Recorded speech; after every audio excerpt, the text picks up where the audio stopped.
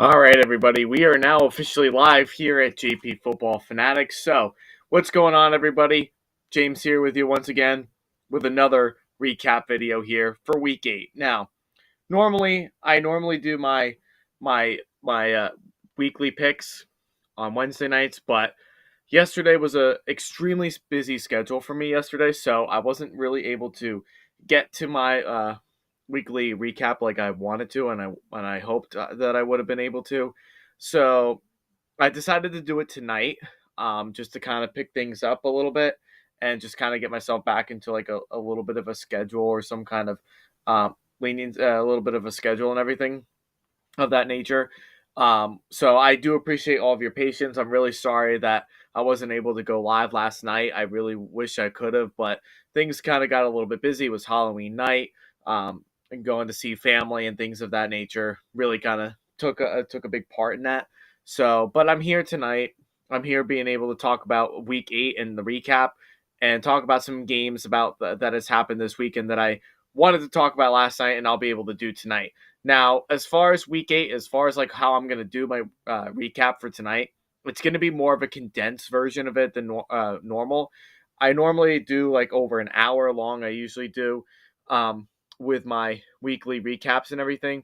Um, but tonight I'm just going to kind of keep it, kind of short, sweet, and to the point. At least I'm going to try to, just so that way, you guys aren't here all night listening to me rant or give all my opinions or over talk too much. So I'm gonna do I'm gonna do it more of a condensed version of the Week 8 recap tonight. Talk about like the biggest headlines, maybe mention a few games here and there, but mostly just gonna talk about the headlines and the most important games that kind of stood out the most. So that's what I'm gonna be doing tonight. Then tomorrow I will go live tomorrow around 7:30, 8 o'clock. I'm gonna go live tomorrow for my Week 9 picks. I'm gonna try and get them all in before Thursday Night Football tomorrow. So if that all sounds good, please be sure to drop a like on this video. If you have not done so already, be sure to also hit the subscribe button. Leave a comment down below what you guys think about my podcast. And lastly, thank you so much for tuning in. Always means a lot. Get some more people to come in, get some more people to subscribe to the channel, because this is a really good channel, guys. I love talking about football with you guys, and I really just want to continue this podcast moving forward and be able to grow to be bigger and better than what I am already. So, without a further ado, we're going to get ourselves started. So my goal tonight is to be done with the live stream at 9:45. So, and I might be done before then, so we'll see. All right, so here we go. Week 8 recap. Here we go. First game. I'm not going to talk about Thursday Night Football. Didn't get a chance to watch it. So we're going to talk about the first game that I was able to watch from start to finish, and that was the Jets and the Giants. Talk about this game. The Giants might as well just lose the rest of the year after the way they lost to the Jets. Kudos to the Jets. I'm glad they were able to win. Glad they were able to get themselves back on top and everything. But this was definitely a horrible, horrible game, to say the least. This was not a good game by either team whatsoever, especially the Giants. So, obviously, losing Tyrod Taylor hurt a lot. So, that was definitely a big factor in that. That definitely did not help anybody's case as far as that goes. So, that definitely hurt a lot, with losing Tyrod Taylor, who I thought has been playing pretty decently lately. Like, maybe not great, maybe not to a starting caliber quarterback standards, but I feel like he took command more of the offense better than what we've seen in Daniel Jones this year, which was something that I thought eventually we would have seen. I was never really the biggest fan of Daniel Jones. I didn't think he was going to do anything special this year, or even last year, really, too. Last year was kind of a fluke year for him. And this year, I just didn't. Once after week 1 happened, I just did not see him being able to bounce back from that dreadful loss against the Cowboys. So the Giants are definitely struggling. They couldn't muster anything at all in the second half. They had 2 pass attempts in that time span. They couldn't even complete a pass at all in the second half until the overtime period. It was for like -1 or -2 yards. It was like absolutely crazy of how that game kind of went about. Um, but defensively, they played lights out defense like we kind of thought they would have against the Jets offense that's struggling this year under Zach Wilson under center right now in place of Aaron Rodgers. The offensive line for the Jets stunk too. I don't know whose offensive line was worse, the Giants or the Jets, but this was just not a very good game overall. It was absolutely dreadful. I couldn't even stand watching it. I had to flip back and forth to NFL Red Zone to kind of see like what other teams were doing, what kind of scores there were, and everything. And this week was really not a great week for the NFL, but I would say there were definitely some better games to watch than this one because this was absolutely dreadful. I don't even know why I watched this game from start to finish. And for the Giants, for the most part, took command of that second half. They were winning 10-7. Then 23 seconds left with Zach Wilson coming in clutch. I mean, kudos to him. He really came in clutch on that last drive at the end of regulation. How do you let up so much open, wide space like that the way that you did? And then how can you put them in a field goal position with giving them a second left? Like how does that even happen? And then they go and kick that field goal, and then they go into overtime. They're going to run the ball every single time, which was clearly not working after the fact that the Jets were able to figure out that they were running the ball and that they weren't even going to try and pass the ball, which they didn't pass much at all the second half. So this loss really was on the coaching staff. The play calling was absolutely dreadful. They didn't even give DeVito, their third stringer, a chance to go ahead and win this game. They didn't trust him at all. They didn't want to give him that opportunity to throw the ball. And at MetLife, the New York fans, you know how it's going to be as Giants fans. They're rough, and they were very vocal about letting him pass the ball. And that's something that Brian Daboll and this offense just weren't willing to do. I don't know what the reason was. I don't know if it was because they wanted to call a conservative ball game in the second half, or maybe they knew that they could have won on defense, that the Jets weren't scoring much on offense. Still doesn't matter. I mean, the Giants really could have easily lost this game if they were playing anybody else. But they were fortunate enough that they were playing the Jets. And they were lucky enough to be in that game the entire time. Otherwise, things could have gotten very ugly. But I didn't agree with the coaching. I didn't agree with the play calling. There was just so much about this Giants-Jets game that was just dreadful. Like, I couldn't even just watch it anymore. And as soon as they kicked that field goal, I knew that all bets were off. The Giants were going to lose because there was no way. They were so predictable of what they were going to do. Even when you listen to Andrew Canelon and Matt Ryan, they were even calling the plays during the game. And when commentators can see that and fans see that and average people that just like to watch on the couch like myself, you know what they're going to do. That's a problem. So that's not a player problem. That's not a talent problem. That's a coaching problem, that they were not willing to allow DeVito to take a shot down the field, because you never know what could have happened. You could have taken that risk to see what potential talent you could have had in that quarterback. So Giants might as well tank the rest of the year.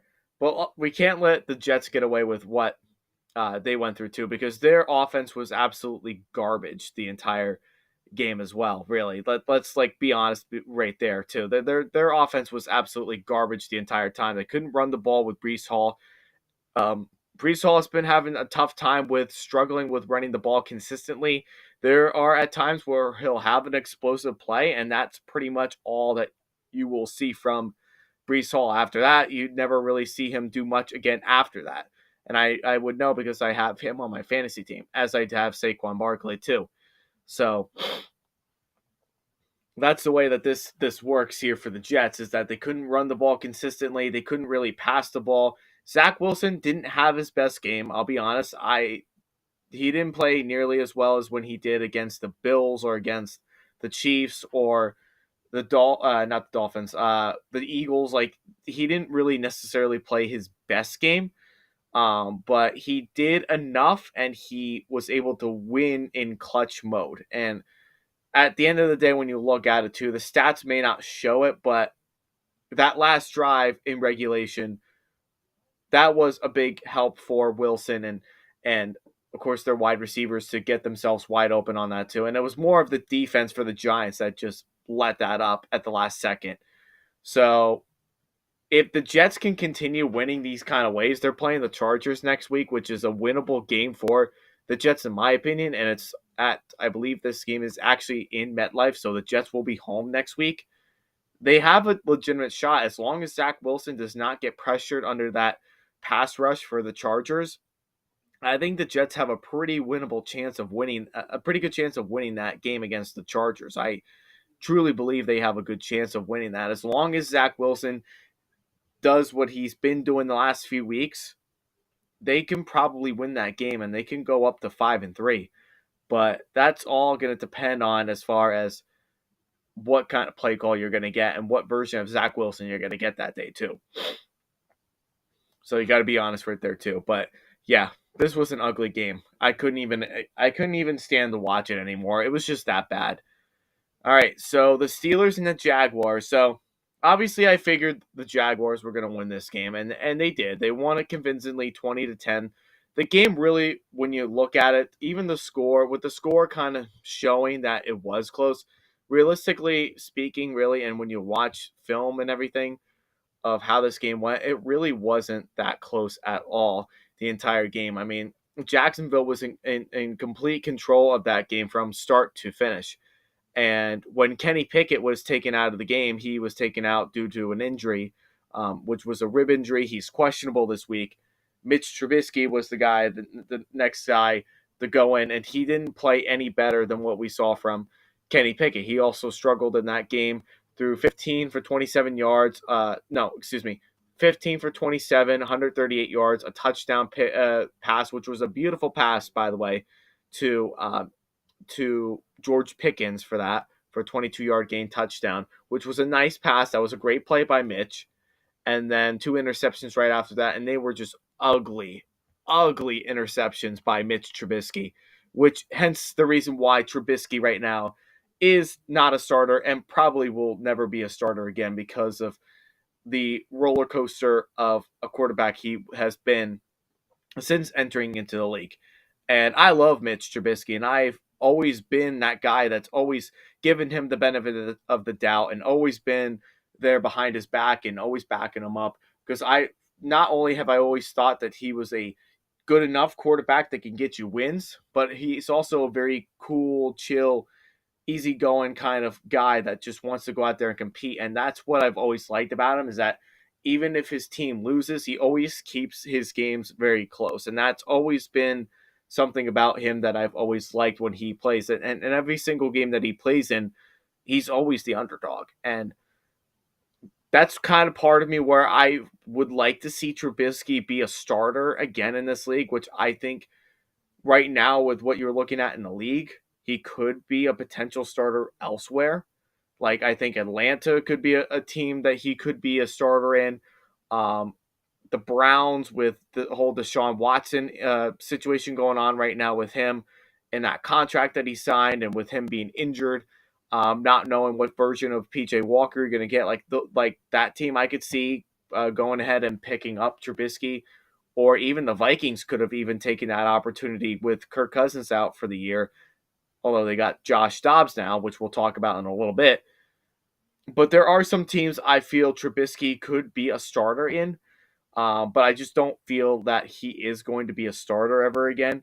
But he's a good enough backup. Like if you have a starting quarterback that's going to be out for some time, I think Mitch is going to do what he can to step up into that starter role for a couple of games at least. I wouldn't have him start full time all year round, but I would have him play a couple of games during the year just to kind of know that he can win some of these big time games, and he has won games before, and he can take teams to the playoffs, and he can help carry a team as long as there's talent around him, which obviously right now when you compare both Kenny Pickett and Mitch Trubisky, you can tell there's not that much of a difference between the two. I think Kenny Pickett probably is a bit faster with releasing the football. That's why he is a starter over Mitch. but he's not doing anything that's that much different from Mitch at this time right now. He still has the same offensive line, still the same weapons, still the same running backs that he's working with. So the fact that the Steelers are in the situation that they are, that they're 4-3 somehow, is quite impressive considering that their offense really low key is just not all that spectacular. But credit to the Jags, they played a nice game. Their defense has really been stepping up, has been playing more consistently. They've been getting a lot of pressure on quarterbacks and offensive lines, which is amazing to see that this is something that they've been able to do, which is great. So I think Jacksonville now is like, they needed a couple of those early season games like the Chiefs to kind of see where they were, and the other games that they played earlier in the season to kind of just get a feel of where they are. And I think now they're kind of settling down a little bit. Calvin Ridley's getting a little bit more involved now. So things are kind of working out in their favor now. And that's something that really needed to happen for the Steelers, is that they needed a coach that was going to get them right.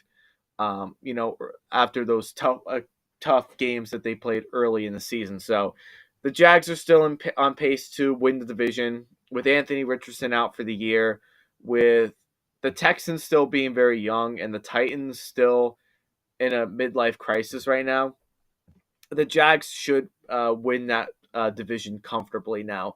Now that we know that they're back in on that right track and they're settling down now for where they are. So credit to the Jags. It was a great game. They just exposed the Steelers to who we all thought they were, and they're just not that great of a team this year, and they're not going to be for a while. They really aren't. Until they can fix up that offensive line, until they can fire Matt Canada, the Steelers' offense is just going nowhere. Next, we've got this game, the Eagles and the Commanders. Another great game for the Eagles. Another great game for the Commanders. This is the second one in a row this year. Not in a row, but this is the second game this year where the Eagles and the Commanders have been a phenomenal matchup between the two teams. Neither team can really slow down their offenses, which is crazy. Somehow the Giants match up well with the Commanders and shut them down every single time. But the Eagles and the Commanders have like this kind of rivalry that's going on right now where Washington almost upset the Eagles, and I felt like this is definitely another game for Washington that they just let slip away, and that was something that they should not have done. And again, it goes back to coaching. It goes back to coaching. Sam Howell, who hasn't been playing very well, an offensive line that's been giving up so many sacks on Howell. Howell holds onto the ball for way too long of a period of time, fumbles, throws interceptions, so a lot of pressure that's being on Howell right now. They don't run the ball consistently, and the only way they're going to score points is if they throw the ball, and that's really if Howell can get enough time to throw the ball, get the ball out of his hands. So I don't know where this Commanders team is going. Now they're trading up. They already traded up on Chase Young for a third round pick to San Francisco. Montez Sweat now with the Chicago Bears. I believe they got like a fourth or fifth round pick. I'm not exactly sure, but now they're giving up like two of their best defensive players for basically nothing. Now, the one that really got me the most was the way of how they traded away Chase Young for a third round pick. That was absolutely ridiculous considering that this guy was a first rounder. Like, okay, a second round pick would have been more acceptable, but a third round, like, come on, you got to do better than that. You got to get better players than that or better draft picks for that. That to me is a steal for the Niners, and that's going to put them in a potential now where they could win a Super Bowl unless things happen on there. And with him being on the other side of Nick Bosa, like that defensive line is going to be scary stacked, like low key stacked. And the way that the Commanders gave up those two defensive players for basically nothing, to me, was an utter joke. And I personally, if I was the GM, if I was Ron Rivera, I would not have gone for that trade unless if I could have made an aggressive move on it, which was something that knowing Ron Rivera, he isn't an aggressive personality. He's not very aggressive at all when it comes to these kind of things, and that's why I feel like it's time to fire Ron Rivera. I think it's time to move on from him. It's time to move on from the GM. It's time to move on and just clean house. And I feel like that they should tank the rest of the year now because your two best defensive players, your defense is going to go down the drain. You got a quarterback that's getting sacked. He's the most sacked quarterback in the NFL right now. You have no consistent run game. Like Eric Bieniemy's got to step up and call run plays because they have pretty good running backs. They just don't utilize them correctly. So yeah, this team they're ready to tank, and I honestly would be on board with allowing them to tank, allowing them to rebuild, and see what they can do for next year because they're not going anywhere this year with the way that they've been playing. And another game against the Eagles that they just let slip away this season. What a joke. The Eagles, right now, in my opinion, based off of how the Niners have been playing the last couple of weeks, the Eagles are the number one team in the NFC right now. They probably could even be number one for now in the NFL. They've been the most complete team. They've been the most aggressive team. Defensively, they've been getting pressure left and right on all sorts of different teams. They played well against the Dolphins. So the Eagles have been quite impressively have been beating some good teams this year. They beat the Dolphins, could have beaten the Jets, but that was also a Jalen Hurts issue right there. But they've beaten some good teams this year. Like they beat, like I said, they went in there and they beat the Dolphins. They went in there and they defeated the Rams. That's a decent team. They're getting a big test against the Cowboys on Sunday. They went in there and they beat the Patriots and Bill Belichick. They could have lost that game. So, they've beaten a couple of good teams and they've been in some good situations this year. So kudos to them. They'll probably continue to play well. But we'll see how they do against the Cowboys. That will be their toughest matchup. That'll be the best defense that they've faced all season long. So we'll see how that kind of goes about. All right. So the Vikings. So I'll talk about this game a little bit. So the Vikings, Kirk Cousins was having a field day for this against the Packers. The Packers, I believe, are done. I don't think the Packers are coming back at all this season. With the way that they've been playing. Jordan Love has been so bad this year, at least this later part of the season. He's been so bad, very inaccurate, very inconsistent, taking way too many sacks. The offensive line hasn't been good. Rasul Douglas now is gone from the defense, where the defense should be playing better than what they're playing right now. They have a lot of problems right now, the Packers. And they couldn't get back on track, and they couldn't get themselves back on track against the Vikings after Kirk Cousins went out. So Cousins is out for the rest of the year, unfortunately. Makes me very sad. I love Kirk Cousins. I've always loved him as a quarterback. I love him as a person and a believer in God. I love Kirk Cousins, man, and it just really stinks to see a guy who takes care of his body consistently and always has amazing stats throughout the season. And with all the disrespect that he's been getting, especially in the last couple of years since going to Minnesota, has been disgusting and has been unbelievable with all the amount of disrespect that this guy has been getting. Like, if you go ahead and take a look at the stats that Kirk Cousins has since he started in Minnesota up to now, let me know, because I'm telling you, take a look at his stats. They've been nothing but consistent year in and year out. And probably in some cases you could argue that there were some years that were actually better than others. And this was probably his best season that he's been having so far. His record hasn't quite showed it, obviously, being 4-4. But take a look at the stats, take a look at the teams that he's played, and take a look at the scores. They've lost a lot of really close games. All 4 games that they've lost so far, in the early part of the season, the Eagles was the game that they should have won. They fumbled that game away, and that was a game that I felt the Vikings should have won. When they went in and they played against the Chiefs, that probably could have been their only legitimate loss because they weren't really in that game. But you take a look against the Bucs, that was a game they should have won. The Eagles, they should have won. The Chargers, they should have won. And then the other teams that they've beaten Carolina, one of the worst teams in the NFL. They beat the Bears, okay, another team that's not very good. The 49ers, one of the best teams in the NFL. They went in there and beat them convincingly. and they went in and beat the Packers. So Cousins has been, if you take a look at the stats and you take a look at what he's been able to do, guys, this guy has been so consistent this year. So I'm really sad that Cousins is out for the rest of the year, but now they have a quarterback that can maybe, just maybe, have them push for a playoff run, and that's Josh Dobbs. He's played for Arizona in the first half of the season with Kyler Murray coming back potentially this week. He's been playing pretty good football this year. He's had some talent.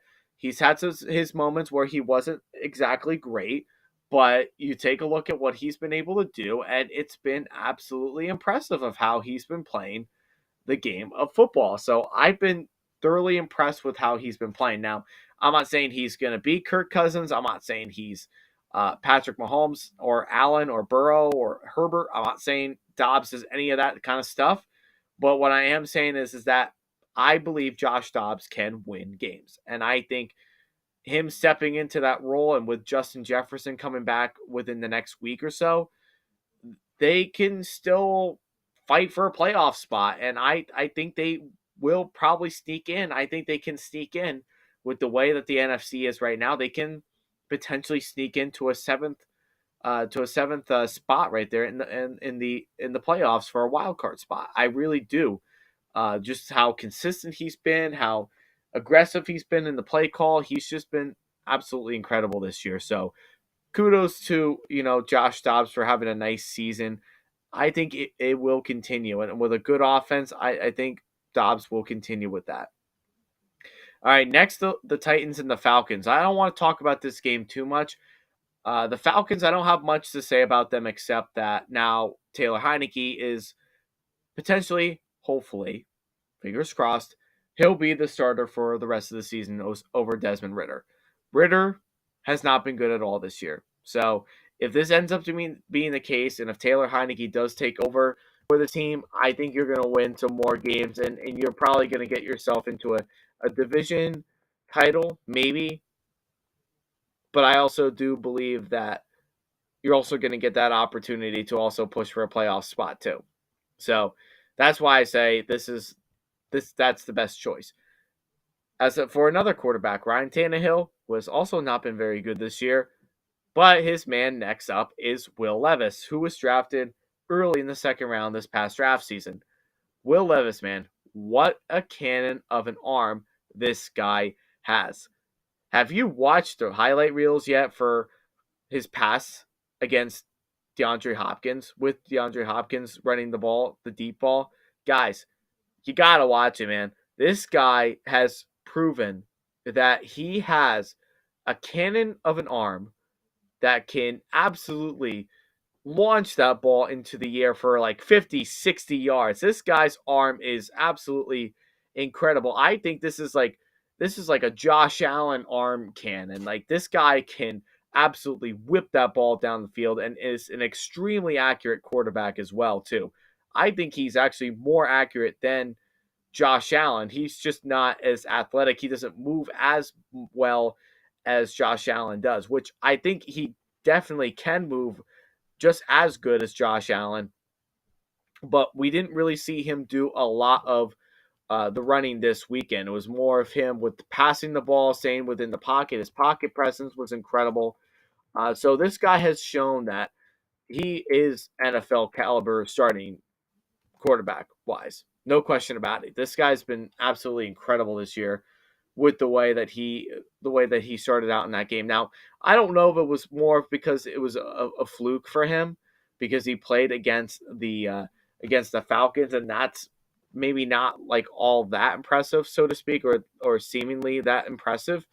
But yeah, I mean, the guy has a cannon of an arm. You guys got to watch the film on this guy, and then you got to let me know what you guys think, because I'm telling you right now, this guy has a cannon of an arm, and I really think that, moving forward, we'll see how he does it tomorrow night against the Steelers, but he should be the starting quarterback moving forward, and time to move on from Ryan Tannehill, because I think this is a guy that's unlocked a lot of key players that we knew had some talent, but we just didn't know exactly how they were going to fit into the offense or how they were going to fit in with Ryan Tannehill without A.J. Brown there or Corey Davis or Khalif Raymond, like all those receivers that they had before. But Will Levis has a good connection with DeAndre Hopkins and has utilized him more efficiently than what we've seen with Tannehill so far this season. So Will Levis needs to be a starter in this league right now. And if he's not a starter right now, I don't know. I don't know what to tell you guys because this guy he's going to be something special for the future. Next, we've got the Panthers. They got their first win against the Texans. Not really a whole lot to really say in that game, except the Panthers won their first game. Great for them. I'm glad that Bryce Young finally got over that hump. He was able to get that first win. Not that shocking that it came against the Texans, but I felt the Texans also kind of allowed the Panthers to kind of come back in that game and kick that game-winning field goal. They could have had opportunities to stop the game the way that it was, but the fact of the matter is they lost. It's nothing we can do about it. But the Panthers showed that the veteran leadership that Carolina has overshadowed and overcoached the not overcoached, but outcoached and outplayed what the Texans are as a young, inexperienced team. So, you know, I'm happy for Bryce Young. I'm finally happy that he was able to get his first win of his NFL career against a team that drafted a quarterback right after him and a linebacker right after Stroud. So I don't think this is. I wouldn't count the Texans out yet. I still think they're going to come back. They're still going to improve as the year goes on. But the Panthers have a long ways to go to really showcase of what they can do. So because of all the lacking of talent that they have right now, and that sort of thing. So I'm not saying this is like obviously Carolina should celebrate the win, but I don't think that they really should get overhyped for next week. They play against the Colts next week. That will be a good game for the Panthers that I think can win that game. Um, but also, I think they'll also kind of get themselves a little bit too high and they could lose it. But you never know. They could potentially win a second game in a row this week. And as for the Texans, going in, last week they had the bye and then they go in and they play this game. And next week they're going to be going back in there. They're going to be going ahead against the Bucs and they're going to face another tough defense like Carolina. So the Texans might struggle again next week. So, but the Panthers, they have an opportunity to get a second win in a row if they can allow things to happen. Next game is the Bengals. So the Bengals are back, guys. I don't know how else to say it. I don't know what else that's going to make you guys believe that the Bengals are back, but they are absolutely back, guys. They've been in there. Joe Burrow had played exactly the way that Joe Burrow was playing last year. So they're getting hot around the same time now. Burrow, Jamar Chase, and that wide receiver core, like they're getting themselves back in shape. Burrow is also playing a lot better. He's moving a lot better than he did at the very beginning of the season. Getting more of his receivers involved again, besides Jamar Chase, get the ground game going too with Joe Mixon, who had the best game of his season. But they also did one important thing too, and they exposed Brock Purdy yet again. Brock Purdy, who had 365 yards of passing and 1 touchdown and 2 interceptions. So, the stats look good from a statistical standpoint, but again, this is the Niners losing their third straight game in a row. Like, what is going on with the Niners? Why are they losing now all of a sudden all these games? First game they lost to the Cleveland. They lost that game. It was a tight one, 19-17. They lose to the Vikings of 22-17. And now they lose to the Bengals by 2 touchdowns. So there's a lot of questions about how the Niners are.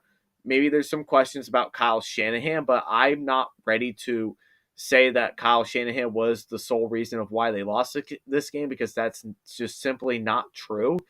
But I do have questions as far as like how their secondary is playing because they just didn't match up well at all against any of the wide receivers for the Bengals. A similar situation of what we saw last week against the Vikings with the 49ers. They struggled in that game. They couldn't get a consistent game on defense going.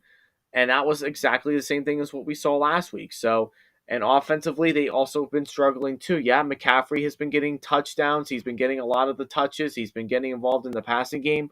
So, yeah, all that stuff. And George Kittle had another amazing game this week. But you got to also just admit that, like, this team also has its flaws too. And they're glaring flaws now where their defense is letting up some big time plays. So the Niners are definitely on a bye week, and it's a very well deserved bye week that they absolutely need right now.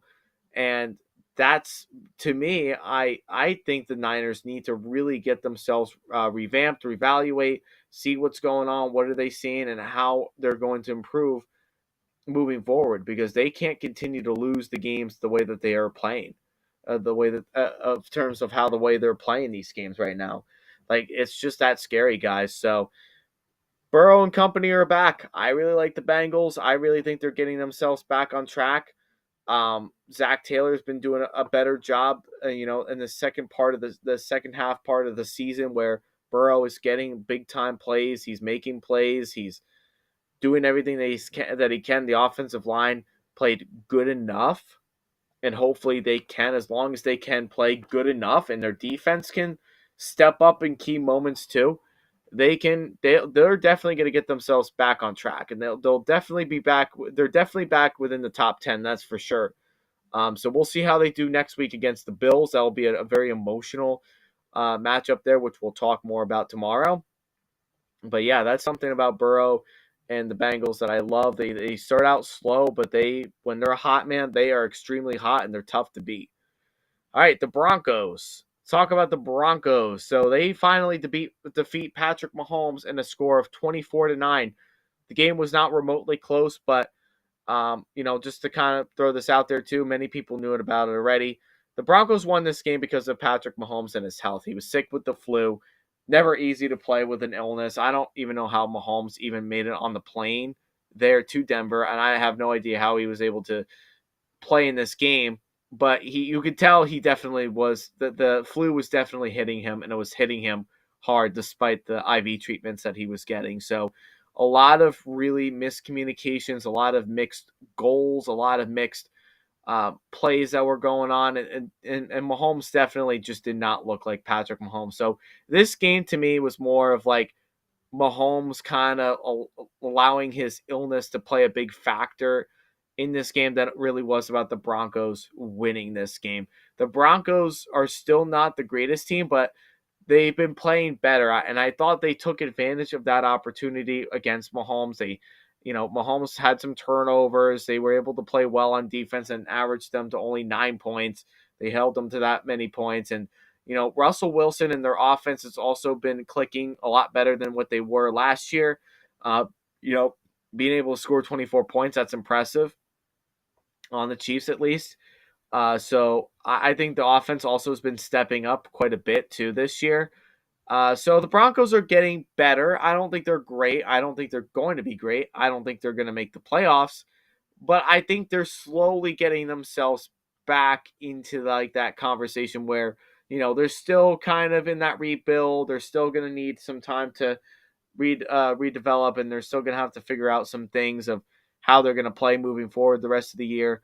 So, they're still not a great team, but they're a good enough team that's going to get you maybe a win or two, or maybe at least keep you in the game. And that's something that about the Broncos this year that I've admired about them, is that although their team and their roster is garbage, they still have been able to keep these games extremely close. And that's, to me, I think that's pretty impressive, that with the talent that you're given, the coaching staff that you're given, and you're still playing in these really tough games and close games and everything. That means, to me, that tells a lot. Excuse me. Sorry about that. So that's the way the Broncos are. We'll see how they do the rest of the year. I still think they're going to go in there. I still don't think they're going to be a great team. They're going into the bye week. They can feel good about themselves. They'll get that week off. But then they'll have to come back. They'll have to play against the Bills. They'll have to go back against the Vikings and play against them. The Browns, the Texans, their upcoming schedule is going to be tough. The Chargers, the Lions, the Patriots, Chargers again, the Raiders. So their schedule is not going to get any easier, but there are a couple of games that they could get themselves back on track as long as they can stay healthy, as long as their defense played the way that they played last week and the week before that. As long as they can do that kind of stuff and their offense and Russell Wilson stays consistent, they could probably pull out a couple of more wins. So that's how I feel about the Broncos and how they played this week. Can't really say they necessarily played absolutely fantastic, but they took advantage of some key things and they were able to excel them into a win. All right, so the last game I want to talk about is the Raiders and the Lions. With you, I did not watch this game. I didn't watch the game at all. I didn't watch a single snap until I watched the highlights. The highlights of this game were completely garbage for the Raiders. Now, kudos to the Lions. Great job for the Lions. They absolutely deserve this win. The Raiders are a mess. That's very evident. Devontae Adams throwing, slamming helmets on the ground. A lot of things also happened within the last 24 hours. Josh McDaniels and GM Dave Ziegler, they were both fired early this morning, or last night. It was around 10 o'clock out on the West Coast, but it was early in the morning this morning on the Eastern time. And then they also fired their offensive coordinator of Mick Lombardi. So all three of those guys are fired. So now that leaves up to Champ Kelly and Anthony Pierce, who are going in there. Anthony Pierce, who is going to be the interim coach for the rest of the season.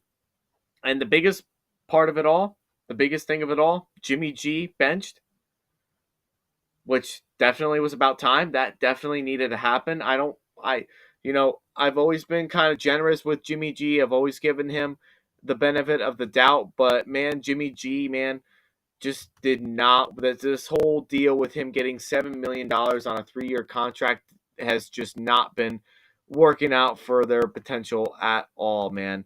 It's been so brutal this year to watch Jimmy G play. And it was about time that they came in there and benched him, because let me tell you, this just wasn't, it has not been very pretty for him. When you watch him play with this Raiders offense, when you watch him call the plays, when you watch McDaniels call the plays, and you see Jimmy G trying to make those throws, they're trying to make him do way too much of what Derek Carr was able to do last year. Only Derek Carr, they didn't want Derek Carr there anymore, and that's why they went off and they released him and gave him that kind of treatment.